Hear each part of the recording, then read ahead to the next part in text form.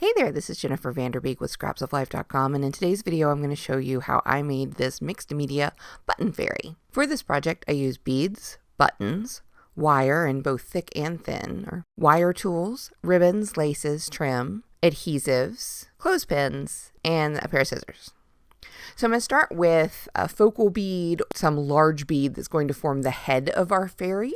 This is more of like a teardrop shape. And so I'm going to take the heavy to medium weight wire and slip it through the hole at the end, or the narrow end of the teardrop shape, then wrap it a bunch of times around that narrow end, what will eventually be the neck of our fairy. This will add a little bit of stability and keep our fairy from having a bobblehead. We don't necessarily want that. You can use any bead or button for this part. I like to use kind of a large bead. This is a faceted, almost looks like a fan pole type of bead or a chandelier drop, which those would be really cool to use for something like this too if you came across some in an antique shop or whatnot. Once I've got it sufficiently wrapped, I'm going to trim it off so that the tails are about 2 inches long, and we'll use those to attach it to the body later on. Now for the body, I need to pick my buttons.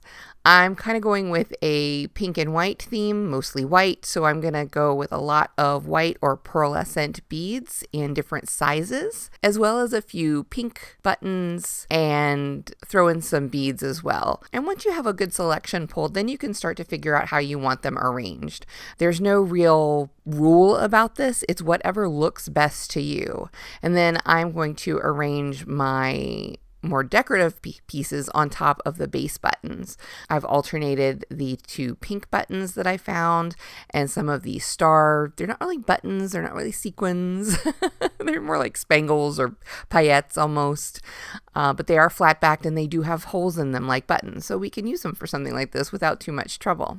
Now I'm going to start at the end of the tail. I'm going to thread one of my smaller beads on first, and I want to have about 2 to 3 times the overall length of the body. And then I'm going to follow the layout that I've set up and just string them one after the other. Now the things to keep in mind when you're doing this, for this style, you could do it any number of ways, but for this style, I want to always make sure that each time I add a bead or button grouping that I have them laying flat.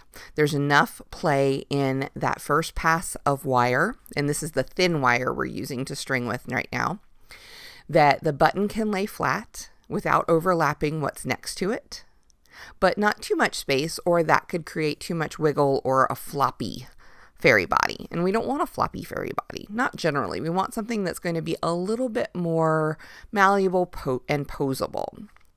So once we get to the top or the other end of the fairy body, we're going to take that same wire, because we've got plenty left, and we're going to work back through the buttons and beads. Now for this second pass, I'm going to do more or less the opposite of what I did before. So if I went under the beads, which is my natural inclination, on the first pass, then I'm going to go on top of the beads. Now, what this does is not only does it create a little bit of visual interest, but it also adds stability, because then you are enclosing the buttons and beads in more of like a mesh. It's not a lot of a mesh, but it's a little bit of a mesh. Or if you think of it like weaving, you're twisting or layering those weft threads over the warp, if that helps. When I get down to the bottom, or where we started with, I'm going to trim off the tail that's still attached to the spool to match however much wire I have left of what I'd cut earlier. And then I'm going to make a third pass. If I can get all the way up to the top, fabulous. If not, I'm just going to go as far as I can. And for this one, because the holes in the beads and buttons are probably filling up, if the holes are large enough, then I can make a third pass through them. If not, I'm going to basically braid these last 2 wire tails around the beads and buttons. Again, adding a little bit more stability. Now, to attach the head, I took the tails that we'd left from the focal bead and I put them through the other 2 holes in the top button, which happened to be a 4-hole button. Once I had fed it through the button and I was able to bring it up to the coils wrapped around the base of the bead, that narrow tapered base of the bead, and tuck them in place and cut off the excess. Now for the wings. I have some lace, some ribbon, and some flower petals that I plan to use. I knew from the very beginning that I wanted to use this piece of reclaimed lace. It was from an old tank top that wore out, and I took off the lace and saved it. I knew I wanted to use that as the jumping off point for the wings, and so I am kind of arranging things around it to see what I like. I am using an old paintbrush that has been used as a glue brush many times, so it's mostly a long-handled spatula at this point. But it works very well for me, especially on things where I'm trying to kind of control or spread out the glue. I am using some of this heavy satin craft ribbon as a backing for the lace because the lace was a little bit flimsy on its own. And as you can see, it really doesn't want to stay put and without a little bit of help. So not only are we going to glue it, we're also going to clip it after I've gotten some more things attached.